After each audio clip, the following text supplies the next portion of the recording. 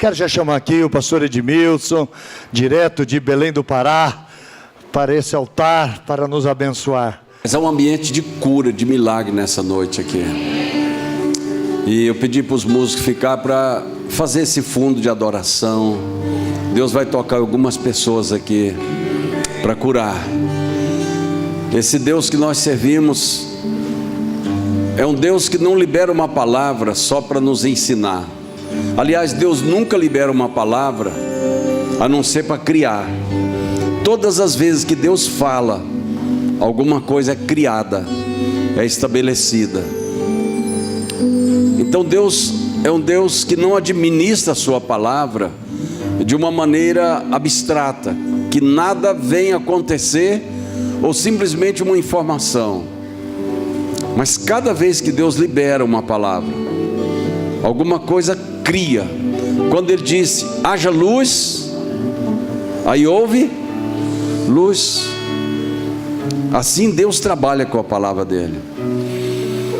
E eu quero orar por 3 situações muito específicas. Lógico que Deus é soberano para curar qualquer tipo de inflamação, caroço, enfermidade. Alguém aqui tem problema com tontura, labirintite? De vez em quando você dá uma... Parece que está no navio. Então vem para cá você fica aqui na frente. Você que tem problema com labirintite ou tontura do modo geral, de vez em quando desequilibra o corpo, perde o equilíbrio, fica bem aqui. É uma ocorrência que acontece com qualquer pessoa, principalmente mulher. Então eu queria que vocês agrupassem aqui, vocês ficassem juntos aqui. Isso. Labirintite, problema no labirinto, é horrível. Você está deitado, pensa que vai cair. Dor de cabeça, enxaqueca, pontada na cabeça. Pessoas que são atacadas por fortes dores de cabeça. Aí a dor de cabeça, eu queria que você ficasse aqui, ó, separadinho desse pessoal. Isso, separa aqui, me ajuda aqui. Então aqui, labirintite. Tem uma turminha boa aqui com labirintite. Nunca mais essa labirintite vai te perturbar. Em nome de Jesus. Enxaqueca, dor de cabeça, aquelas pontadas na cabeça do nada assim, que atormenta, né? Muito bem, eu vou orar por esses 2 blocos aqui, dor de cabeça, né? E depois por problema respiratório, insuficiência. Mas depois, para não congestionar aqui, eu sei que Deus não está limitado àquilo que eu estou limitado, mas eu senti uma direção muito profética de Deus, de ministrar. Eu queria que vocês ficassem de pé no seu lugar, me ajude agora. Eu tenho percebido que na casa de Deus, muitos têm ficado refém, saiu do álcool, da droga, da bebida, da solidão, da depressão. E alguns têm caído em hábitos cibernéticos, ficado escravo, refém do apetite, do celular, do computador, da angústia, da ansiedade, dentro da casa de Deus. Isso tem trazido muita tristeza e aprisionamento. Não é aquele vício que todo mundo olha e fala, coitado, vai morrer disso aí. Pessoas que têm sido aprisionadas por um condicionamento mental. Por exemplo, eu tenho visto mulheres tão maravilhosas, escravas de dieta para ficar igual aos modelos que passam na televisão. Você não precisa disso. Você é um modelo de fé, de autoridade, de sabedoria. E as pessoas ficam refém, porque querem ser como modelo. E Paulo diz que o exercício físico tem algum valor, não é desprezível. Mas é muito importante essa libertação. Esse livreto custa R$5. Eu trouxe para abençoar a sua vida, para que você seja livre. Parece uma redundância, né? Para a liberdade que Cristo nos libertou, né? Parece assim um pleonasmo, uma coisa tão lógica. Mas o que Paulo estava falando aos Gálatas é que aqueles Gálatas que foram livres das maldições desse século caíram em atoleiros, em hábitos perniciosos, dentro da casa de Deus, se tornaram escravos da religião. Eu escrevi um outro livro sobre jejum, e lá eu falo, ninguém é obrigado a jejuar, mas tem gente que acha que se ele não jejuar, Deus não vai ajudar ele. E quando a pessoa faz um jejum por uma obrigação religiosa, ele não vai alcançar o objetivo. É uma oferta que Deus não aceita. E tem gente que vira um escravo da religião, um escravo, e se torna refém de coisas tão supérfluas, irmão. Tem pessoas que acordam de madrugada para olhar o celular, para ver se tem alguma coisa lá. Tem gente que tem uma escravidão em videogame, jogos, e Deus não quer você refém a nada. E de repente você não está preso em nada disso, mas conhece alguém, dê um de presente, um presente de R$5, é um preço do refrigerante, né? E depois você, no final do culto, você vai ter essa liberdade. Vamos abrir nossas Bíblias, Mateus capítulo 9, verso 35, é um texto bastante conhecido.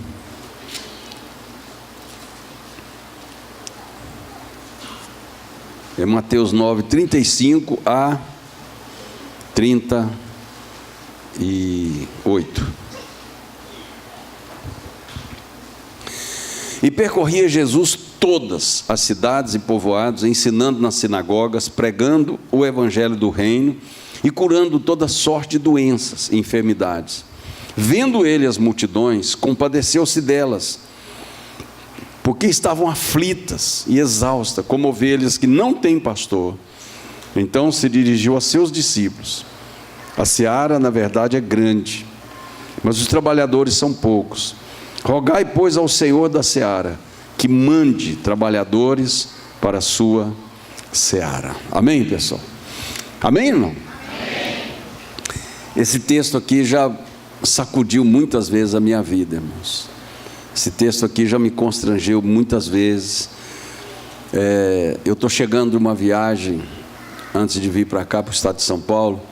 Eu estava numa dessas cidadezinhas aqui, uma cidadezinha no extremo norte do Brasil, lá no Oiapoque, no fim do mapa do Brasil. E eu fiz isso, eu percorri aquela cidade, sol muito quente, a linha do Equador passa lá, e vendo aquele povo, irmãos, aflito, um povo deprimido, um povo esquecido, um povo jogado à sorte, à sua própria sorte, droga, bebida, homossexualismo, uma desesperança assim nítida. E não só as pessoas do mundo, mas entrei numa igreja para assistir um culto, e o pastor desistido.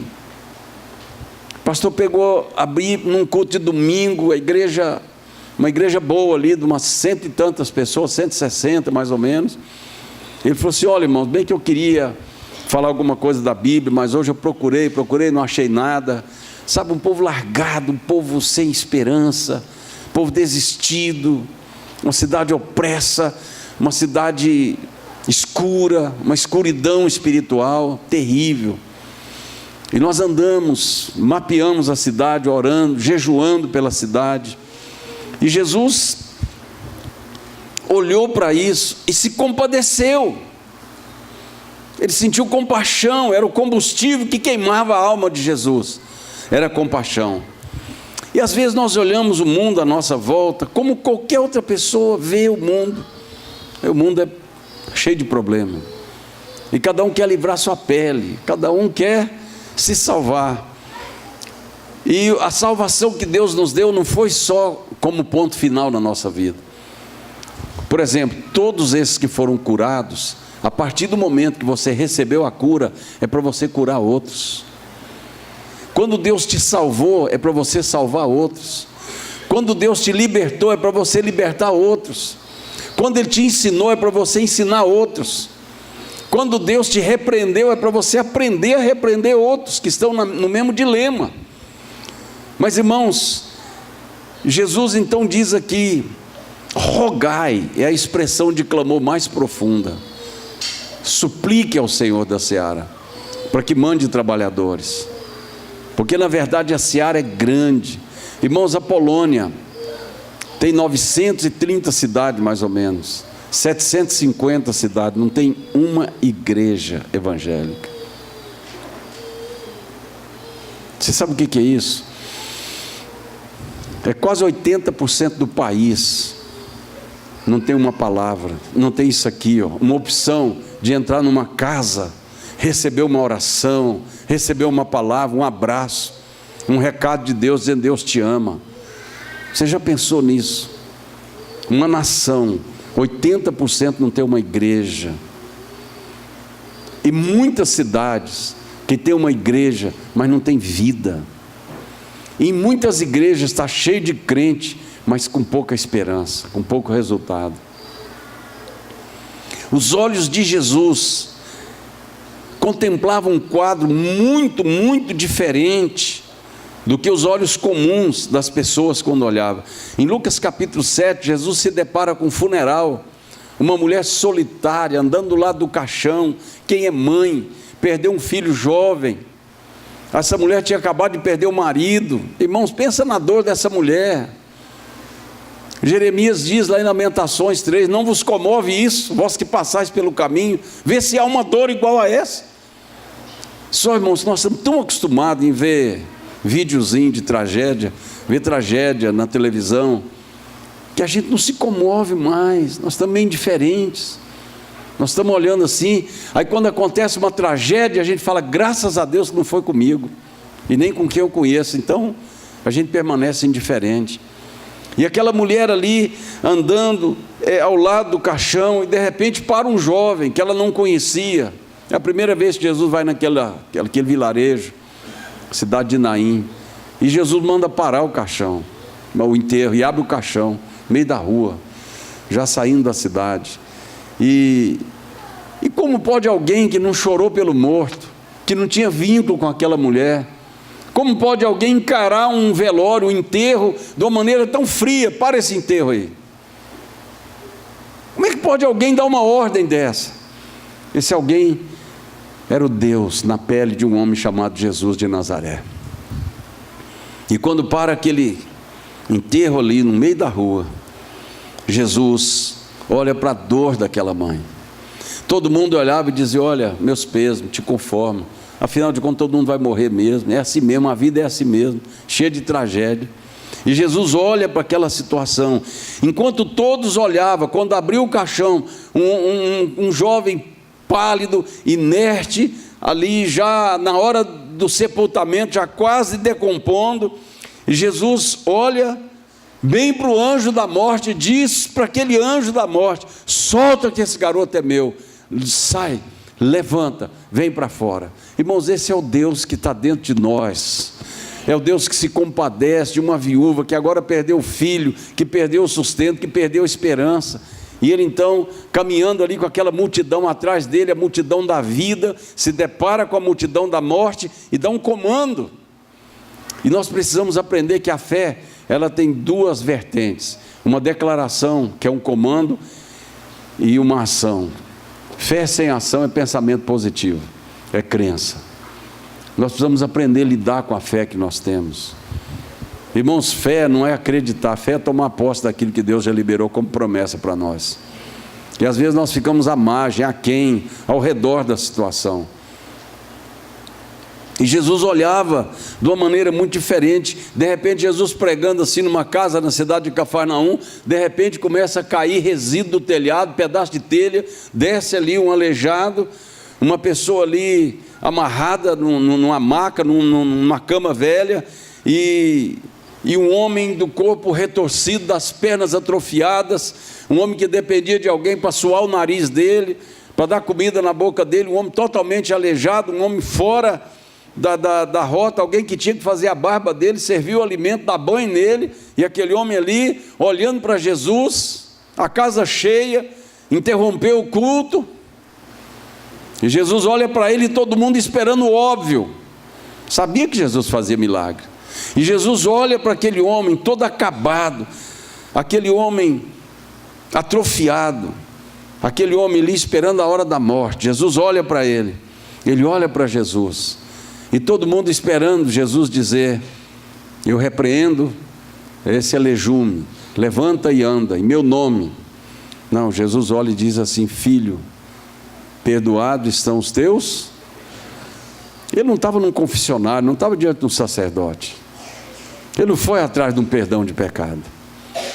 Mas Jesus sabia que dentro daquele corpo retorcido, acabado, tinha uma alma num estado pior. Uma alma que tinha pecado, e o pecado levou o homem para aquela situação. Quem sabe ele foi deixando o pecado virar um estilo de vida. Ele não foi consertando a vida dele, não foi se arrependendo na medida que errava. E de repente ele começou a paralisar, não queria sair de casa, entrou em depressão, parou de comer, parou de movimentar, caiu numa cama, e depois a situação complicou e esse homem virou um moribundo, um acabado. E todo mundo olhou para aquilo e falou: mas é um absurdo, esse homem está precisando de cura. Se você olhar na Bíblia, você vai ver que Jesus não ora, Jesus não trata com a lejume dele, Jesus não trata com a doença dele, Jesus trata com a alma dele, Jesus trata com o pecado dele. Aí você diz: mas ele nem pediu perdão. Queridos, o olhar de súplica daquele homem, a miséria, o estado de miséria que aquele homem se encontrava, o olhar dele dizia: só Deus pode me perdoar. Mal ele sabia que Deus estava ali dentro da pele de Jesus, perdoando, salvando, restaurando, abençoando, ressuscitando, purificando, fazendo milagres. É esse Jesus que está aqui nessa noite, amados, que pode todas as coisas. E aí suscita um burbúrio. Quem esse homem pensa que ele é?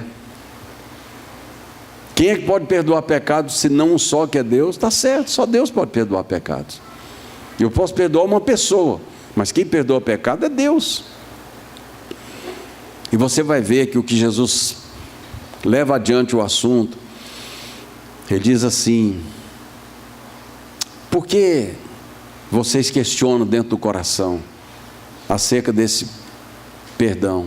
O que é mais fácil para mim? Dizer: perdoados estão os seus pecados, ou levanta, toma o teu leite e anda? Irmãos, nessa hora, a hora que esse homem foi perdoado, ele não sabia, mas ele já estava curado. Porque Jesus disse: para que saibais que o Filho do Homem tem poder de perdoar pecados, eu digo: levanta, você está curado. No momento que eu te perdoei, você já está curado.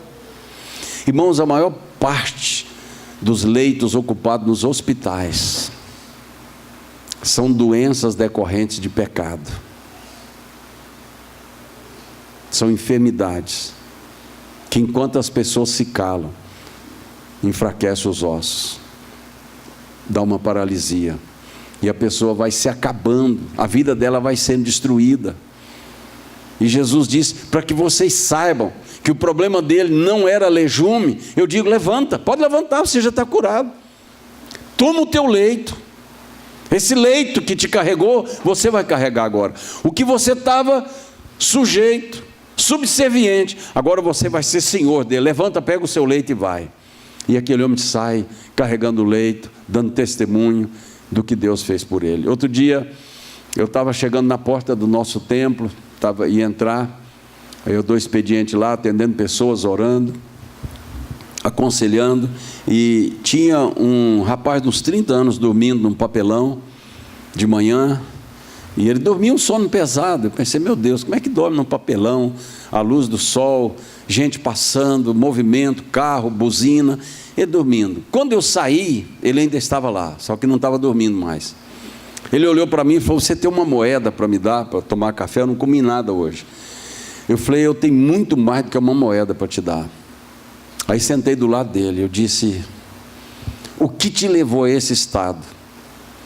A você ficar igual um animal caído na rua. Porque assim como o seu corpo está caído nesse papelão, sua alma já caiu, já tombou há muito tempo. O que aconteceu com você? Cadê a sua família? Aí diz: aí que está o problema. Eu odeio a minha família. Eu tenho a maior mágoa da minha família. Eu disse: de onde é a sua família? Foi do Piauí, eu quero distância deles.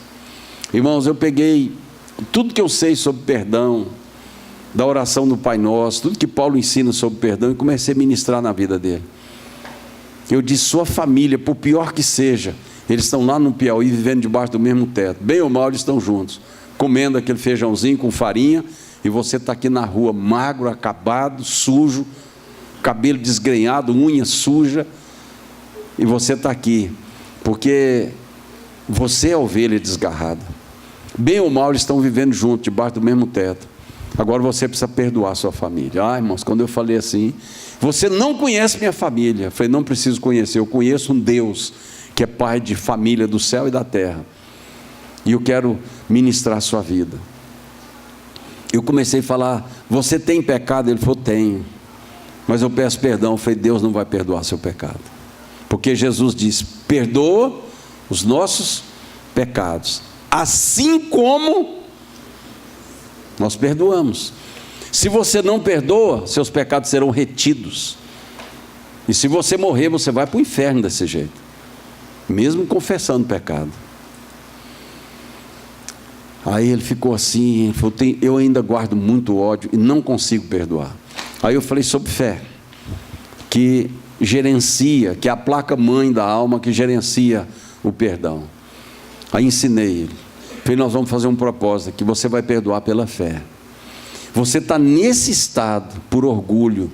Você está assim, se orgulhou tanto de ser o melhor, que hoje está na rua vivendo igual um cachorro. Mas vamos lá. E botei a mão nesse rapaz, comecei a orar com ele alto na rua, e o povo passando, nós dois orando ali, uma batalha, irmãos, uma batalha espiritual. E ele com dificuldade, ele chorava. Sabe um carro no atoleiro que você quer dar uma patinada, vai um pouquinho, para, diz, não consigo. Diga em nome de Jesus, eu perdoo a minha família, eu não consigo, eu perdoo. E nós fomos naquele solavanco, trancos e barrancos, e de repente parece que ele pegou o asfalto e deu uma engatada ali. Aí eu falei, agora eu vou orar pela sua salvação. E o povo passando, olhando, e nós dois aí chorando na rua, ministrando. Irmãos, aquele coxo que apareceu ali, Jesus sabia que aquilo era consequência de um pecado. Aquele aleijome não era o imediato, não era que Jesus tinha que fazer, curar imediato. Jesus tinha uma percepção que dentro daquele corpo acabado tinha uma alma destruída, e por isso essa alma destruída levou esse homem a essa condição de miséria. E quando nós terminamos de orar, ele aceitou Jesus, esse piauiense aceitou Jesus. Aí olhou para mim e falou, nossa, sabe quando sai uma tonelada assim? Eu falei, pois é, agora você vai comer, tem uma panificadora bem ali do lado da rua, uma panificadora boa. Você vai sentar lá e vai comer o melhor que tem lá. E depois você vai embora. Aí você vai para o Piauí. E você vai chegar lá e dizer, olha, eu pequei contra vocês, mas eu encontrei Jesus que me perdoou. Eu vim aqui pedir perdão para vocês e quero perdoar. Eu amo a minha família. Ele falou, tem que fazer isso? Eu falei, tem. Difícil. Eu já fiz isso, irmãos. Eu tive que fazer isso quando eu me converti. Pensa numa barreira, pensa numa dificuldade. 45 dias depois da minha conversão, eu voltei na minha cidadezinha. Cheguei lá e falei, Deus me ajuda, me dá a sua graça. Eu quero abraçar minha família, porque eu era forasteiro, tinha abandonado família, casa, tinha ido para o mundo, vivia em qualquer lugar, comia qualquer coisa, ou não comia nada. Passei nessa região aqui várias vezes, dormi aqui em Campinas várias vezes, em terreno baldio, Santos, Rio de Janeiro, Niterói, Recife, Fortaleza, Belém. Rodei esse mundo como um andarilho, por causa do orgulho, porque o diabo foi, destruiu o casamento do meu pai e da minha mãe, e eu surtei, tirou meu herói, tirou minha família, e eu andei pelo mundo, pequei contra meus familiares, acusava-os. E quando eu me converti, eu voltei lá. Cheguei lá, me lembro muito bem, o ônibus parou na rodoviária, eu desci, peguei minha mala, a Bíblia na mão, e a primeira pessoa que eu encontro na rua, meu irmão mais velho, que fazia 6 anos que eu não falava com ele, porque eu briguei com ele. Eu peguei a mala, botei no chão, botei a Bíblia em cima, falei, eu quero te dar um abraço. Ele olhou para mim assim, meio assustado. Essa é a armação. Eu falei assim, eu encontrei o Filho de Deus, ele entrou na minha vida, mudou minha história. Eu quero te pedir perdão, eu errei contra você, eu pequei contra você. E abracei meu irmão no meio da rua e chorei, meu irmão. E ali nós abraçados, passou um filme na minha cabeça. Aí eu falei, você me perdoa? Ele falou, claro, você é meu irmão. Ele falou, e agora? Eu falei, eu vou lá na minha mãe, vou pedir perdão para todo mundo. Ele falou, vou te levar lá, eu estou de carro aí. Me levou. Irmãos, que encontro maravilhoso. E foi saindo um peso da minha vida. Foi saindo, sabe, um chumbo da minha alma.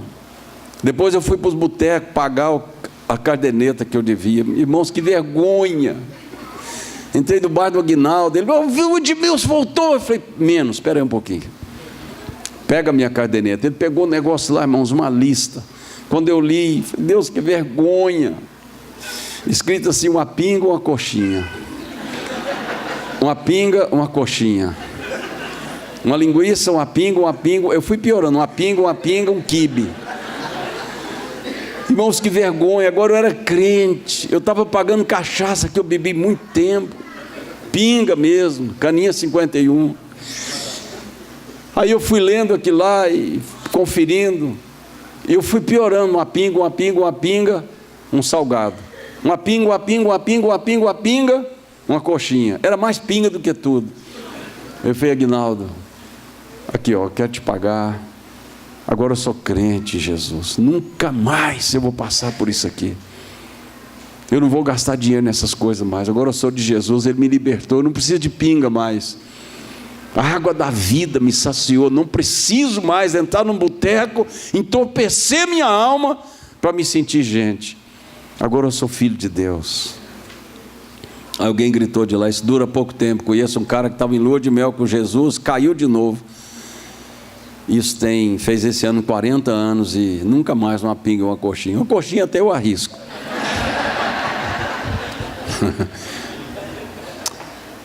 Sabe, irmãos, Jesus encontra uma mulher adúltera, uma mulher pega em flagrante adultério, roupa toda rasgada, levada ali, foi levantado um tribunal, e aqueles homens querendo atirar pedras de retidão para quebrar, para matar a luxúria, a pedrada, e aquela mulher foi levada ali diante de um tribunal.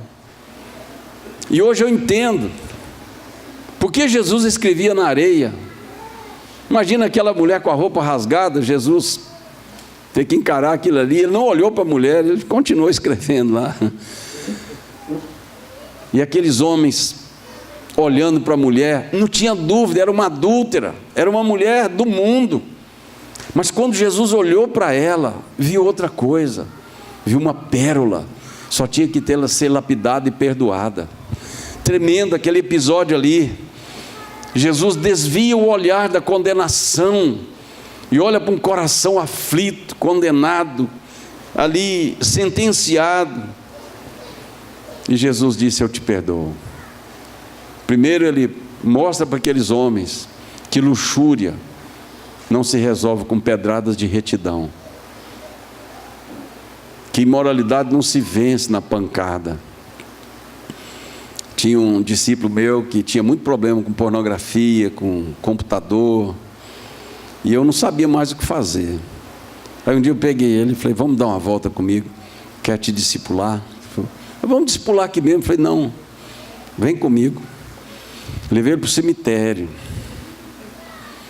Entrei no cemitério, falei, vamos subir em cima do muro do cemitério. Mas pastor, que lugar esquisito para discipular. Eu falei, pois é. Falei para o coveiro, eu falei, senhor, dá licença, eu sou pastor, eu vim orar aqui. Ele falou, no cemitério? Eu falei, depois eu te explico direito. Aí nós subimos, eu falei, contempla esse cemitério. O que você está vendo aí? Aqui jaz, saudade não sei quem, eterna, aqui jaz, nasceu tal, morreu tal. Eu falei, pois é, o pecado gera morte, e você vai morrer. Pastor, ora por mim. Eu falei, não, espera aí. Vamos entrar nesse cemitério. Irmão, pastor, foi o melhor lugar para discipular, foi o cemitério. Aí fomos para aquelas covas mais desprezíveis, só aquele montinho de terra. E aquela sepultura mais cheia de granito e mármore possível, um anjo de bronze. Você está vendo isso aqui?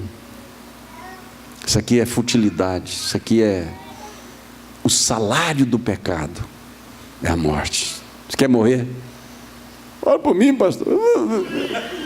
Me tira dessa opressão. Eu falei, pois é, se você continua no pecado, e o coveiro olhando. Nunca mais, pastor. Ele fez um voto dentro do cemitério. Falei, pois é, se você quebrar o voto, o coveiro, que é a maior autoridade de uma cidade, irmãos, a polícia prende, o delegado solta. O delegado prende, o juiz solta. O juiz prende, o desembargador solta. O desembargador prende, o secretário de justiça solta. O secretário prende, o governador solta. O governador prende, o presidente solta. O que o coveiro prende?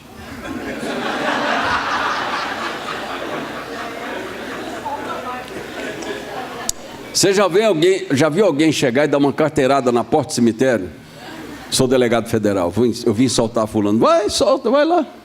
Tira, leva, põe no seu carro, leva. Não tem isso, irmãos. Esse rapaz mudou de vida. Você fala em pornografia para ele, ele empola hoje. Ele fica da alergia. Hoje ele ensina sobre isso. Toda vez que eu encontro com ele, eu falo, aí meu irmão, tá tudo bem? Tá, vamos no cemitério? Não, não precisa. Sabe, amados, a gente tem um olhar muito imediato. Quando é que alguém ia olhar para a minha vida, quando eu vivia como escória da sociedade, e pensar que Deus podia fazer alguma coisa por mim, que Deus podia me levantar, me salvar? Eu lembro uma vez que eu falei para um rapaz, rapaz, eu vivo uma vida tão desprezível, cara, eu tinha vontade de mudar de cidade e ser alguém. Ele riu, falou, você, Edmilson, você não tem jeito não, cara, te conforme em ser isso aí que você é. E eu não mudei de cidade, eu mudei de Senhor, mudei de vida. E o Senhor entrou na minha história e mudou a minha história. Não tem história que Deus não possa reescrever, querido. Só que a igreja tem que ter um outro olhar, a igreja tem que ter uma outra percepção. Quando eu olhei para aquele mendigo me pedindo uma moeda, eu falei, eu tenho mais do que uma moeda, eu tenho mais do que uma cédula para te dar, eu tenho mais do que pão para te dar. Eu fui perdoado, eu quero te ensinar a perdoar, eu quero te abençoar, eu quero te ajudar, irmãos. Aquela coisa mais linda, eu impondo as mãos naquele homem no meio da rua, orando, e nós dois chorando e clamando misericórdia, e aquele homem quebra os grilhões do ódio e volta para a família dele, e abraça e diz, Deus me encontrou lá em Belém do Pará, e eu não posso viver sem minha família. Família é a melhor coisa que nós temos. Sua família pode ser chata do jeito que for, mas sua família, e talvez o mais chato da família seja você. Quer ver? Olha, nós vamos sair daqui, vai terminar o culto daqui a pouco, e alguns irmãos já estão me olhando pensando, que hora que esse homem vai parar de falar? Daqui a pouquinho. Você vai voltar para a sua? Irmãos, tem coisa melhor que isso. Eu viajo muito, o melhor da viagem é quando eu volto para casa. E quando eu deito na minha, querido, sua cama pode ser de colchão de capim, aquele colchão, e tem um ventilador do lado que está com mal de Parkinson, sem proteção, parece um helicóptero, mas é sua casa. Alguns estão lembrando, né? Meu ventilador é assim mesmo, quando funciona ele fica assim. É sua casa, querido. Olha, graças a Deus, eu fico nas melhores casas. A casa do pastor Vilela é um paraíso. Hoje tivemos um bom café, dormi na cama de hóspede, uma cama gostosa, um lugar maravilhoso. Às vezes eu vou em hotel, eu fiquei num hotel chamado David Intercontinental Hotel, um dos melhores do mundo. Mas a minha casa é a melhor, a minha família, o meu povo, que lugar. Lá eu sou conhecido, irmãos, lá não precisa maquiagem, lá não tem como passar um batom e falar, olha, eu estou bacana. Não, lá eu sou quem eu sou. E é muito bom você viver como você é, com gente que é como você é, dentro da sua casa, sua família. Quando eu falei para aquele rapaz, você vai voltar para a sua família, ele falou, não, isso não. Eu falei, vai, você vai perdoar. Porque o pecado, irmãos, gera morte, e a morte separa. O significado de morte é separação. A pessoa quando morre, separa o corpo do espírito. É a primeira coisa que acontece. Depois separa a pessoa da casa dele, da família dele, dos amigos dele. Porque o pecado gerou a morte. O pecado é a separação. É isso que a Bíblia diz. Vosso pecado faz separação entre vós e o vosso Deus. Amado, vamos mudar a nossa percepção. Isso chama cosmovisão, a maneira de encarar o mundo, a maneira de olhar para as pessoas. Isso aí não tem mais jeito. Não existe isso. Não existe. Sabe? Jesus pega um camarada que vivia no sepulcro, se ferindo com pedras, cabelo desgrenhado, arrebentando correntes, era o showman da cidade de Gadá, aquele gadareno. Jesus chega lá, todo mundo diz: esse homem não tem jeito, esse homem está acabado, ele vive em sepulcro. Jesus chega lá, liberta, 2.000 demônios habitavam naquele corpo, e ele foi liberto. Depois, de repente, irmãos, ele andava com Jesus cheirosinho, limpinho, bem arrumado. E a Bíblia diz que ele estava sentado aos pés de Jesus, Jesus pregando numa casa. O povo chegou lá e ficou com medo dele. Quando ele era um monstro, ninguém tinha medo, era o show. Agora foi: o que é isso? O que Deus faz?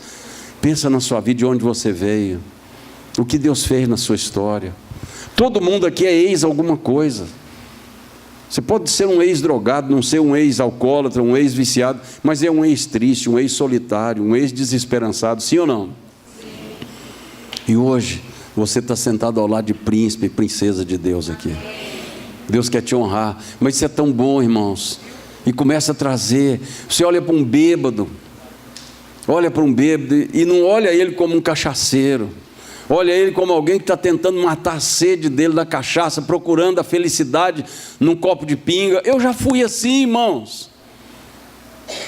O Vicente Celestino era fichinha para mim. Eu bebia, encharcava para poder ter um pouquinho de sentido. E você olha esses artistas de televisão, enquanto estão no palco, brilhando, cantando, eles estão bem. Saiu dali, eles entram em depressão. É a mesma coisa. Nós temos que pregar essa palavra. Assim como Jesus foi no cemitério e salvou esse moribundo, esse homem louco que estava lá, ele vai na casa de Zaqueu, um homem rico, muito rico, e foi perto um episódio do outro.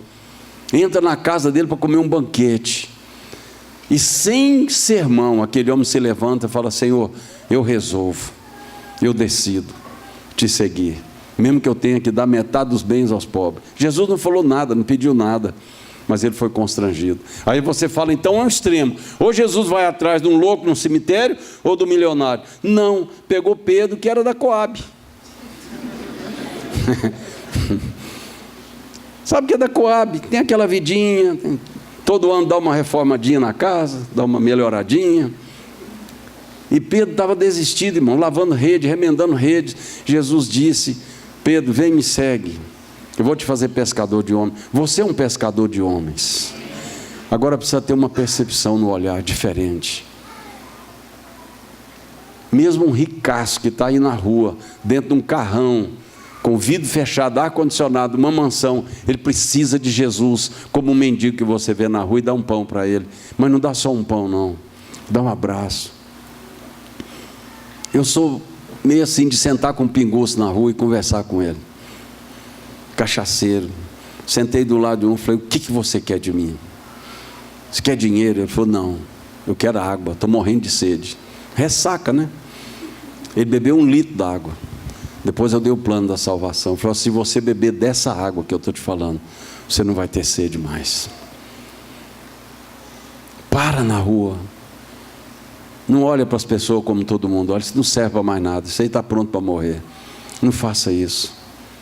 Tenha os olhos do Senhor como marca do amor dele no seu coração. Sabe aquele vizinho chato que você tem vontade que ele se mude de lá? Ore para ele se converter, que ele vai ser seu melhor amigo. Seu chefe, você não aguenta mais.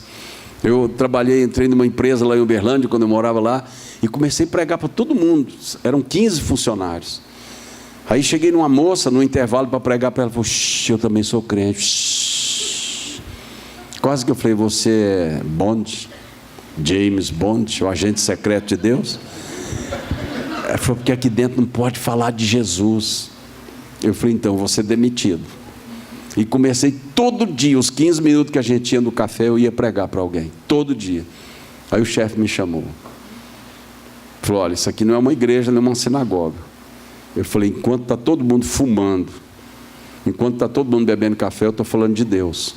Se Jesus não puder estar aqui comigo, pode me demitir. Ele falou: toma cuidado, você vai ser demitido mesmo.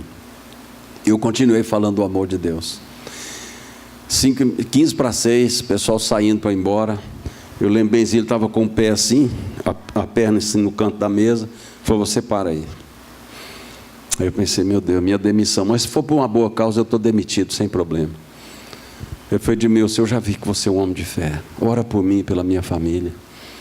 Vai lá em casa fazer uma visita, leva a sua Bíblia. Me ajuda. Eu já vi que você é convicto. Você tem Deus. O chefe que falou que ia me demitir falou: me ajuda, vai lá em casa. E eu fui lá, peguei minha Bíblia e fui lá. Sabe, irmãos, não se acovarde, o mundo precisa do que você tem. Um dia alguém se preocupou com você, orou por você. Um dia alguém te trouxe para a fé. E essas pessoas estão aí hoje andando na noite, procurando ouvir uma música sertaneja, beber uma cachaça, cheirar uma carreirinha de pó, fumar um baseado. Todo mundo está atrás da felicidade. Nós estamos no lugar certo atrás da felicidade.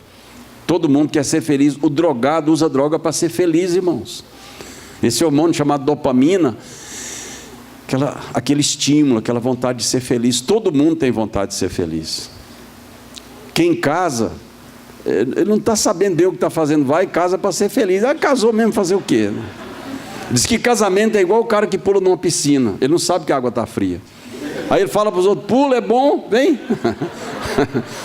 Mas quem casa, quem estuda, quem faz uma faculdade, está procurando melhorar, ser feliz. Irmãos, a felicidade não depende da pessoa, do grau de escolaridade, depende de você.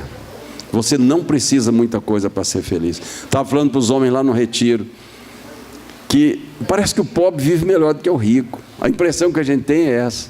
O pobre entra num culto desse, ele não quer saber se o carro dele vai ser arranhado ou roubado, ele não tem.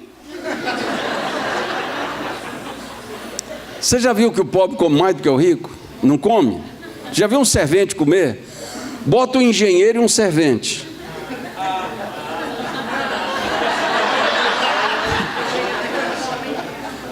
Tem as exceções. Oh Deus, misericórdia, acho que eu estou pregando errado aqui. E eu falei isso lá, eu falei: irmãos, pelo que eu vi no refeitório hoje, vocês são pobres. E tem alguns aqui que são muito pobres. O pobre ri mais do que o rico. Você está vendo aí como é que vocês estão? Porque o rico, irmãos, ele vive atordoado, ele vive preocupado, ele não tem descanso, ele quer saber amanhã. Sabe por quê? Ele vai ganhar o mundo e perde a alma. E quem ri dentro de você é sua alma. Rir é bom demais. Um rico não dá gargalhada. O máximo que ele faz é para te fazer uma selfie. O rico não tem prazer nas coisas. Meu Deus, você dorme do lado de um pobre, o cara cai na cama, ele parece um rádio, ele desliga. Ele acorda, ele vai comer, você fala: não, ele não vai dar conta de comer. Esse dia eu peguei uma peãozada que a gente estava construindo numa igreja no interior do Pará, botei no meu carro, falei: vamos para Belém, vamos embora aqui. Vai sexta-feira, segunda-feira a gente volta. Aí parei na estrada: vocês querem comer alguma coisa? Ah, irmão, para que eu fui falar isso? Me arrependo até hoje. Aí nós sentamos e um camarada começou a comer. Eu fiquei com inveja de ver aquilo lá. Aí eu falei para ele: como é seu nome mesmo? O outro falou: é barriga de mendigo.